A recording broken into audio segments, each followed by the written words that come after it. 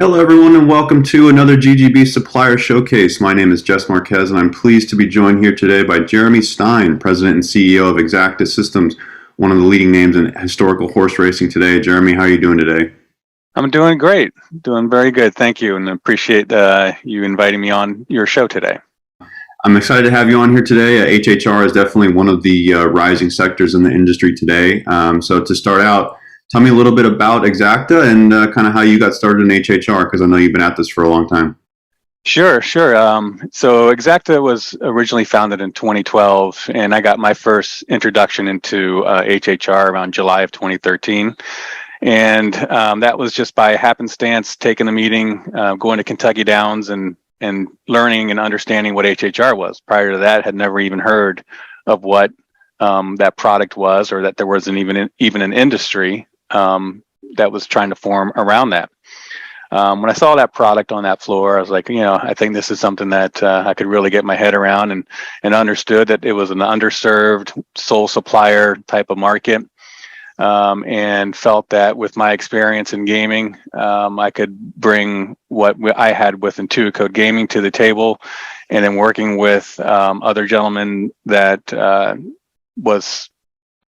was key in formulating Class 2 and the New York State Lottery and doing the central determinant side, that we had the ability to come together and quickly create a product and go to market as soon as possible.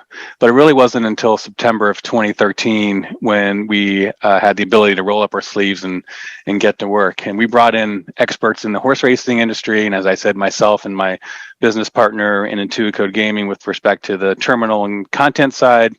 And then on the central determinant side, we brought in Joe Insminger and Jeff Lind, who were previously with MGAM and had a lot of experience in doing central determinant. And that really enabled us to work quickly and get a product and build a product from the ground up, to ensure that we met all the parimutuel rules and regulations, and provide a true parimutuel experience, where we could do the handicapping, and all the outcomes were based on wagers akin to live racing.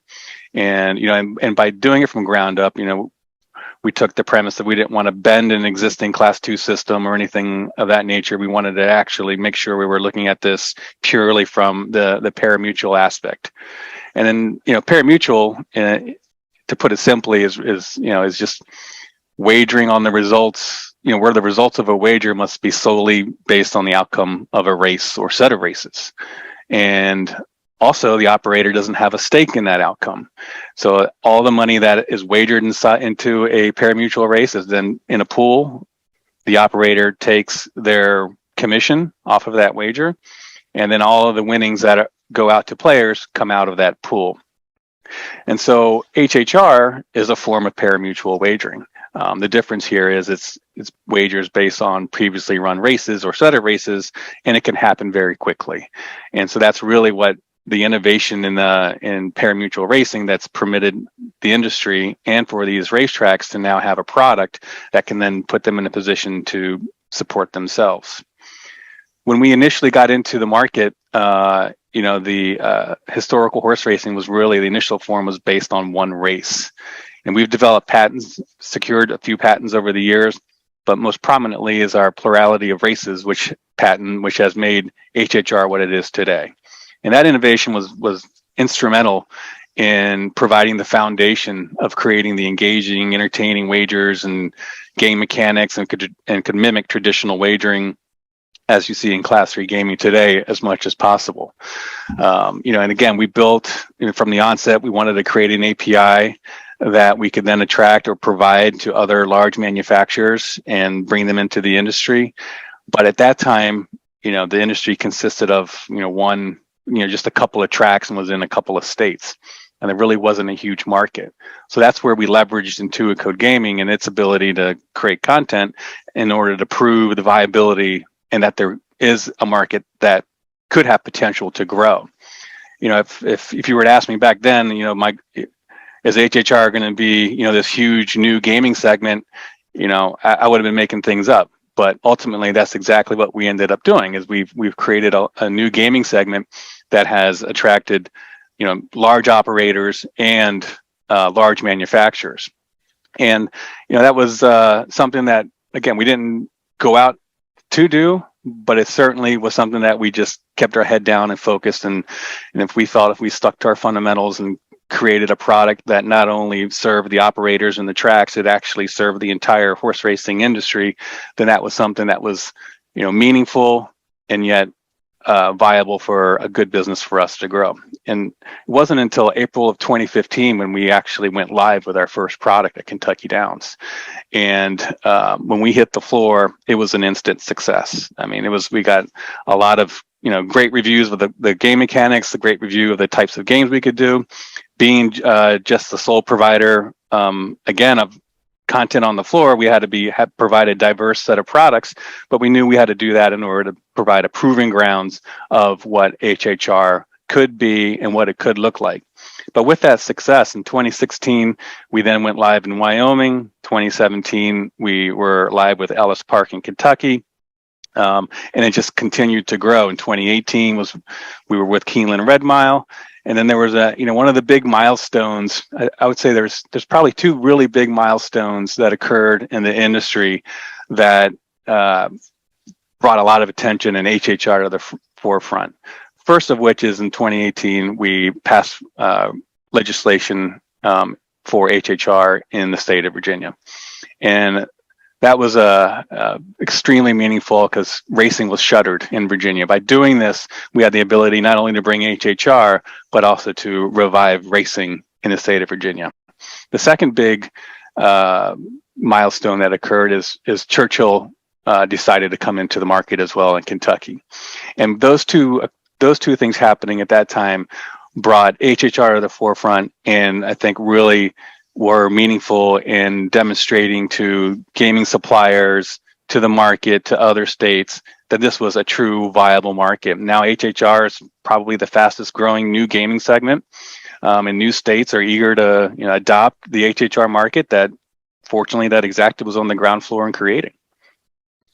Wow, it's been a heck of a journey in the last less than 10 years. And a lot of the things you touched on, a lot of different things there that I kind of want to break down a little bit in more detail kind of as we go on. But you mentioned how this industry is growing very fast, and with that comes a lot of competition in various ways. So how would you say in 2022, what sets Exacta apart from the competition, and kind of what are some of the qualities that make it stand out?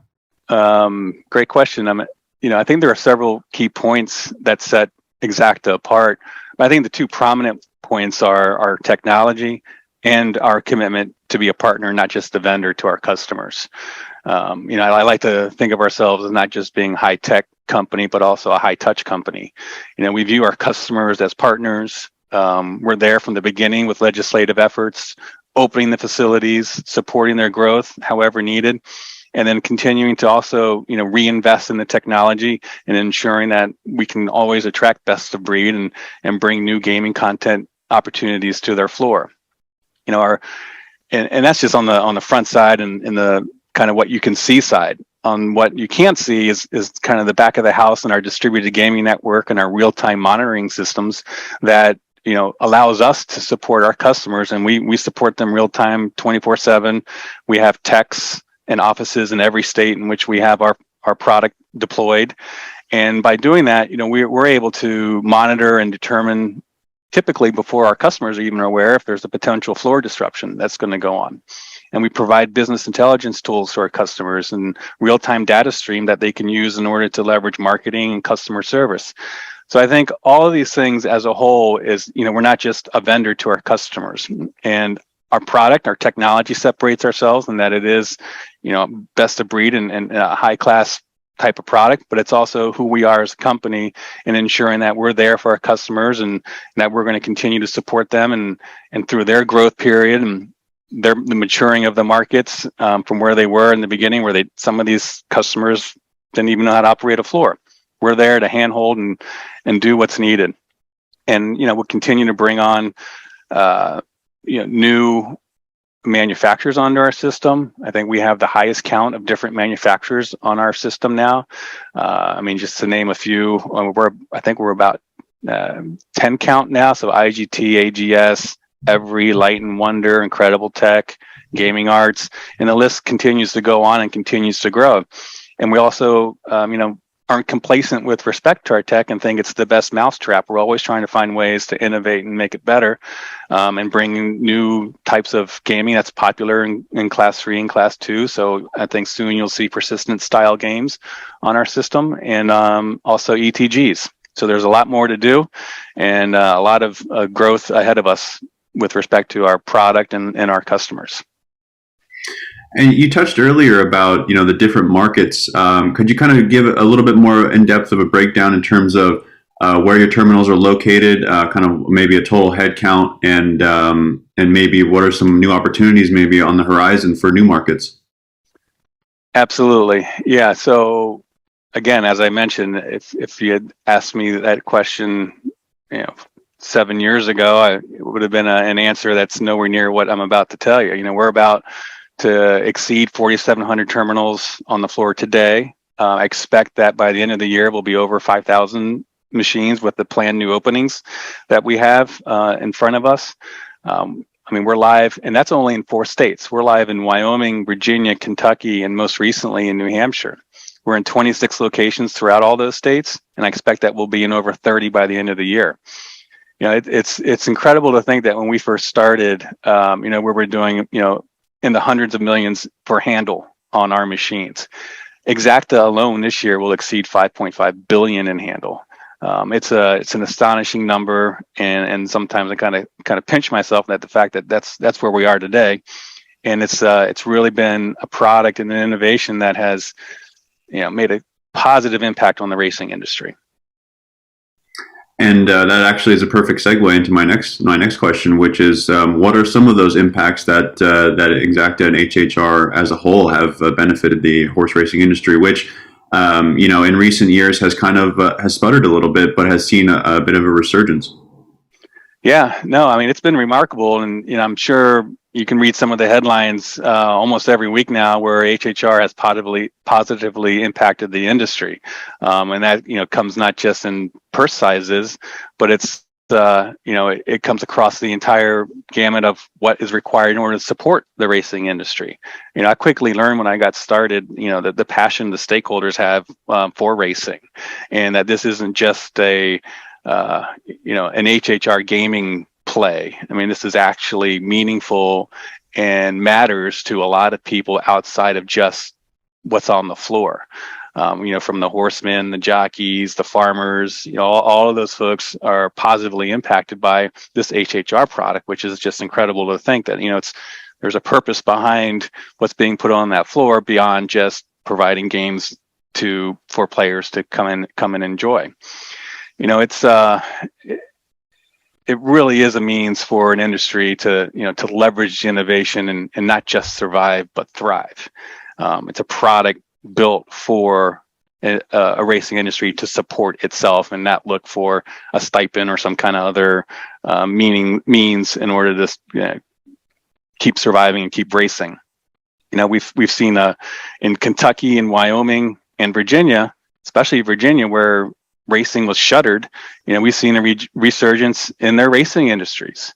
The purses in all the jurisdictions have dramatically increased. And it's not, as I was saying, it's not a resurgence just in racing, but it touches all the aspects of racing and in breeding as well. So there are racing states now that have the opportunity to pass legislation and bring in a product that adds much needed tax revenue for the state while reviving an industry that is out there struggling in some respect. Again, looking at just Kentucky and Virginia in 2021, the handle on live and simulcast race was 12.9 billion. The handle on HHR was 9.2 billion. So again, it's bringing a lot to the table, and it's being used in a meaningful way. HHR continues to drive new business to live racing, and we just had just recently, we just attended live races at Kentucky Downs and Colonial Downs, and the attendance is simply staggering as to what it is today from a short few years ago, especially in Virginia, where it was zero because there was no racing. So it's you can just see it with the amount of people that come and still prop up and continue to support live racing. And in 2022, we've seen bigger HHR numbers, and it just continues to increase over as time goes by. And I think 23 is going to be another banner year. So moving back into Exacta now, tell me a little bit about the Connect system and some of the advantages that are associated with that. Sure. As I kind of touched on earlier, we built Exacta Connect from the ground up with the idea of being this kind of utopian system to support any central determinant market. Our goal was that our gaming manufacturer partners that integrated our API would then be able to connect to any market we deployed our system to, regardless of gaming class, without additional development. Now, we focus on HHR, we maintain a focus on HHR, but in fact, our system is any type of central determinant system, and we've developed class 2. We can do VLT. We have other new concepts that I think that will be interesting for other gaming segments. But we wanted to provide a straightforward, easy means for a manufacturer to integrate our API, get on our central determinant system, and then even those manufacturers that may not be in central determinant, by integrating our product today for HHR, they've now enabled themselves to be in any central determinant market that we go through without having to reinvent the wheel or go back and do a huge development lift. This is kind of our concept in build once and deploy many type of concept, so that you have the ability to go into different markets and ensure your investment in coming in and integrating with our system is, has a lot of opportunity, not just one single opportunity, and be in a situation where, you can develop, remove the concern of the regulatory requirements, because we take that on our shoulders, which in some instances will also future-proof the product that you're developing today. And again, just to kind of the easy way of developing, in the last 12 months, we've brought on 4 or 5 different new suppliers and help integrate them. The process is, a fairly straightforward, simple process that could take a supplier, depending on the type of focus they give it, anywhere from 2 to 3 months to 6 to 8 months. You can take it from receiving our documentation to going to market. Well, that definitely sounds very innovative. I really like what you said about the create once and deploy many strategy. That's definitely becoming an increasingly popular theme, not just in HHR, but just in gaming in general. Right. So to kind of wrap up now, obviously this time of year is kind of like Christmas for a lot of operators. It's G2E is right around the corner. Can you break down a little bit about Exacta's plans for G2E, both with Connect and just in general? Yeah, sure. I mean, we're very excited that our partners this year, a lot of them have decided to showcase Exacta Connect within their booth, which is, again, a testament to where the industry is today. So we have our product going to be displayed in AGS, IGT, Every, Gaming Arts, Incredible Technology, and Orify. If you go to any of those booths, you'll see the different ways in which they've implemented and the different types of games, and you'll have a varied different types of games, from mechanical reels to all different types of game mechanics, and how they're able to utilize our system in order to provide that type of content to our customers. All right. Well, Jeremy, thank you very much. I really appreciate it, and best of luck to you and Exacta moving forward. Thank you very much. Appreciate it. Take care.